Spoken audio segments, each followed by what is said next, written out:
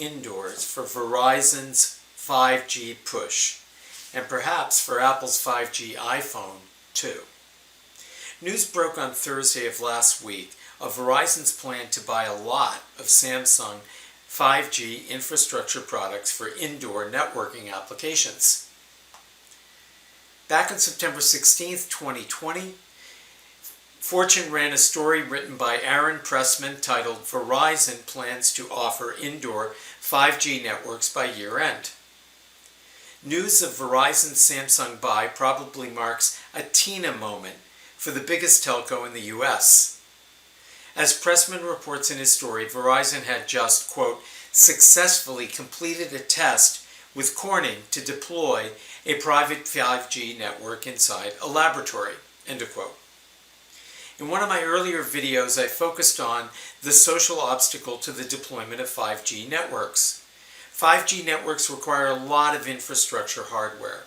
It isn't easy to disguise the appearance of this hardware. Many municipalities and townships in the U.S. are not willing to accommodate the hardware sprawl. Pressman touches on this point indirectly in his story. And as I've noted, there are two big obstacles in front of Verizon and its competitors. One, the capital required to acquire the networking gear. And two, the pushback they face from towns and cities in the U.S. determined not to put up with equipment sprawl. Verizon has a bigger need for an okay from the public to build out its 5G network than T-Mobile. Verizon is offering the highest performance 5G network.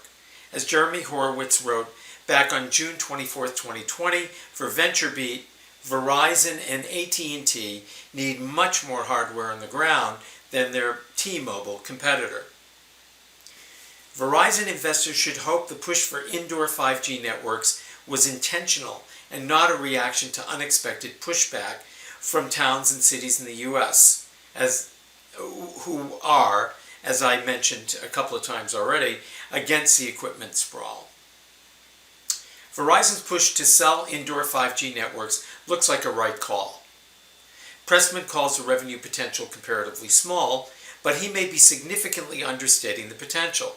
I spent 6 years in the private CATV business, private cable television, and that service is marketed to apartment complexes, condominium complexes, any private location. And I can personally attest to the profitability of private networks and the healthy boost to overall margins they can deliver. There are still several private CATV operators in the U.S., including ClearVision Private Cable and PrivaTel. Focusing on private requirements can also cut the length of the sales cycle for Verizon. A sale to a major healthcare hospital provider represents a lot less red tape than is the case for winning a public franchise to build out a 5G network for a town or city, especially in Verizon's home turf, the Northeast U.S. along the Atlantic coast, otherwise known as the Northeast Corridor. Consumers are also more likely to be satisfied with the performance on Verizon's 5G network when it is confined to a private location. Joanna Stern wrote a story recently for the Wall Street Journal reporting on her test of 5G network performance. She noted the inconsistency of the networks. Horowitz devotes the top of his story to a similar report. So, Verizon bulls should look carefully into this push into 5G.